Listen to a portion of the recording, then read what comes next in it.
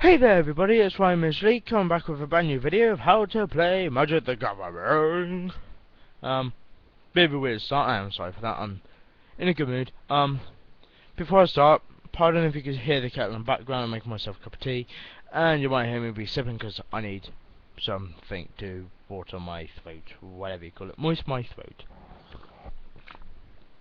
So sorry if you keep hearing slurping, but my voice is getting dry. But anyway, here we go, I've already wasted 30 seconds. Basically, I'm going to be talking about your enchantments and ability enchantments that come off a creature.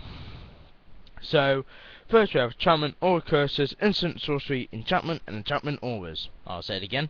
Got aura curses, enchantment, instants, sorcery, enchantment, and aura enchantments. They are all different. Enchantments, creatures, lands are permanent. I have explained it before, I think. It basically means they cannot be destroyed unless your opponent destroys them or you destroy them. Sorceries in instants go straight to the graveyard because they are not permanent. The rest stay on the field unless they are destroyed. That's all permanent means. So your enchantments are permanent, creatures are permanent, your lands are permanent, planeswalkers are permanent, but instants and sorceries are not. Now there is a difference between instants and sorceries. Sorceries can only be played on your turn. This one gives you life per land, so 10 land equals 10 life, but it can only be played when it's your turn. And instants can be played whenever, however, anytime, anywhere, any place. But no, instants you could basically do that anytime you want to throughout the game, but if you play it on your opponent's turn and you tap the one land like it says there, then that land stays tapped when it's your turn. So be warned, if it's a high amount of instant, you might not be able to play a creature when it comes back to your turn if you have played it on the opponent's turn. Now because this one says it gives you a +2/+2 until the end of the turn, you could do it on main phase 1, battle phase, main phase 2, and the upkeep. You cannot do it on the end phase or drawn phase. So to equip this +2/+2 until the end of the turn, you tap your one land. Let's just say this is our land. We tap the one land and place it on the creature that you want to, how you want to. You can place it behind it, in front of it. I normally recommend placing it on the front so you can see, excuse me, the power and toughness, and you can also see what your instant is. You know it's a griffin, you know it's a sphinx, or whatever it is, you know what creature it is, but I normally leave it so you can see the power and the toughness, like so. Leave it so you can, leave it so you can see the power and toughness and keep the instant on top. So we know that's a 10/9 basically. So that's your instants. That's your sorceries, only on your turn. They can give you boosts of +1/+1 or +4/+4, whatever, but I've just chose one that gives you life. Now, your next ones I'm going to be talking about is your enchantment, a permanent. This one lets you see the other player's hand revealed. I would recommend, if you're playing with a blue deck, get this card. It'll help you strategize what you think the other player's doing. You can also see what they are going to be playing, which means you can counter it very easily, especially if you have got a blue deck. So this only works to the player or to the creature. This one obviously attacks to the player. So say if we got the battlefield here, we normally place it to one side like this. I know it's on the edge of the camera, but it's normally to one side, so you're not obstructing your battlefield or the opponent's. The next one is enchantment auras. Now these cards, this one is enchanted to the creature. Most auras are enchanted to the creature,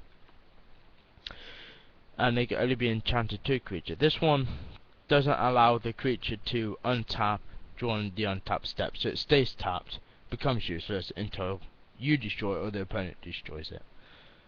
Which also means they cannot block or attack, so bear that in mind. So enchantments can only be played on your turn as well, including the telepathy and this one and the next one I'm going to be showing you. So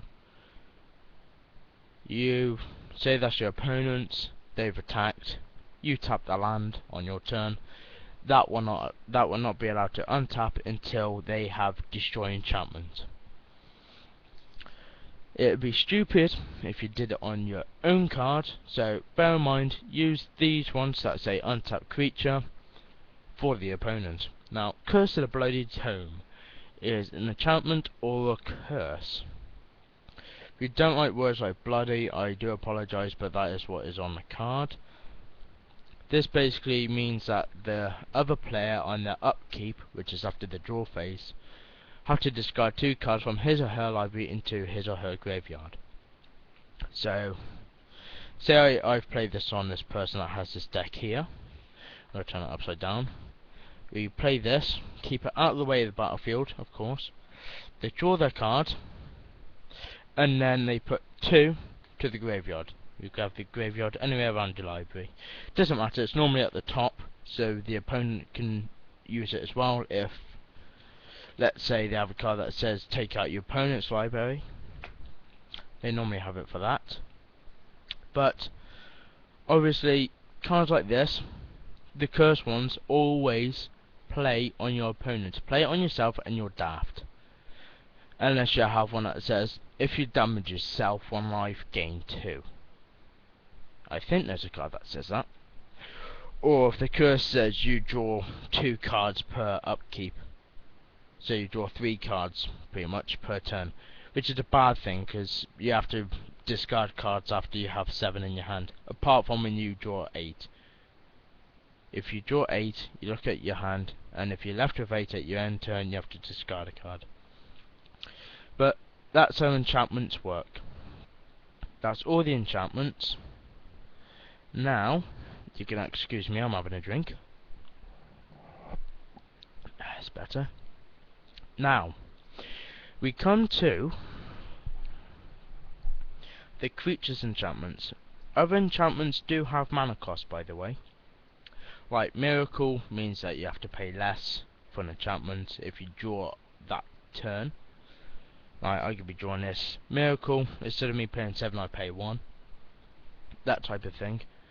Or like Ooze Flux, you have to pay 2 mana to use the enchantment. But we're going to be talking about creatures enchantments. As you can see, they both cost either 1 land, well 2 land, 1 forest, 1 island, 1 forest, 1 island. Now, basically you tap your land on your turn to activate its ability. That's all there is to it. You don't overlap the cards because you'll have 2 creatures on the field at the time.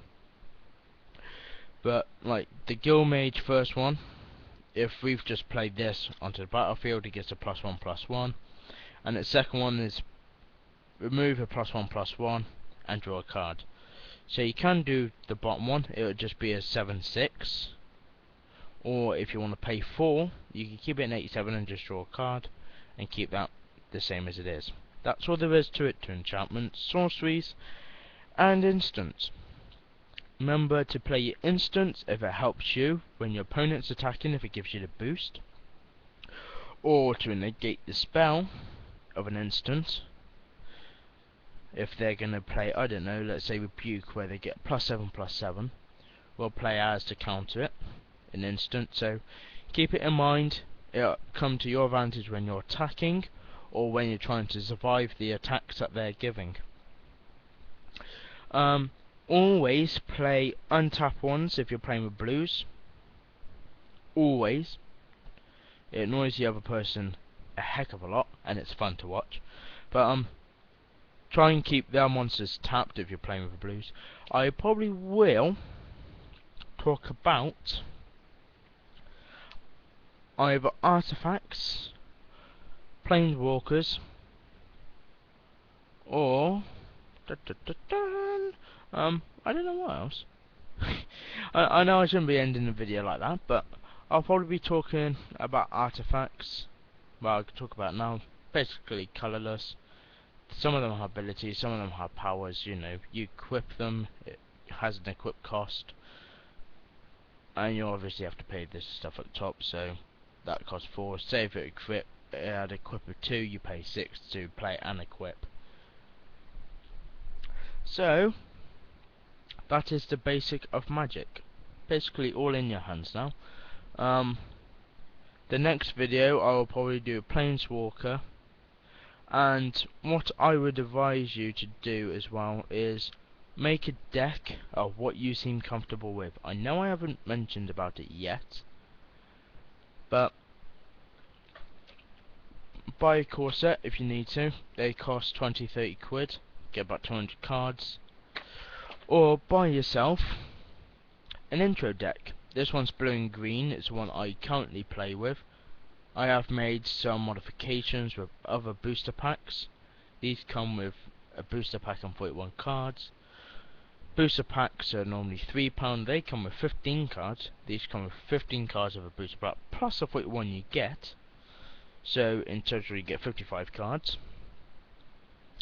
So obviously mix your cards up and play with the colours that suit you. I would probably recommend, if you're starting to get into it, play with whites.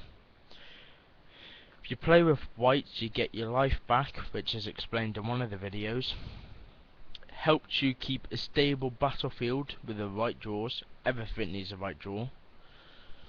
Not like draws for your clothes, but you know, the right draw of the card. Like Yugi says in Yu-Gi-Oh! The draw of the card. But play with what suits you. I will give you hints and tips, I think, in the next video with my Planeswalker one and how they work. I'll also tell you how I play my blue deck. Well, my blue and green deck, my new one. Another piece of advice before I go and give my introduction, or intro? Introduction, we'll go for introduction. Recommend sticking to one colour or two. Never try and play with three, it's a bummer. But good if you can play it with three. There is a card where you have to cost two of everything, so all five: white, black, red, blue and green. It's a 10/10, indestructible to absolutely everything, so you've got to be quite skilled to play with lots of mana. But I will reveal the secrets behind my deck in the next video with my Planeswalker. The only one I have got, actually, is this Planeswalker. If I could find it now, quickly before the video ends within the next 2 minutes, I will show you what this Planeswalker looks like. People buy the cards singly, or if you're lucky like me, get it in a booster pack. I think I bought about 3 booster packs before I get one, but that's just by pure luck. Sorry if you get cards flattering in the background, but that's me trying to look for this card.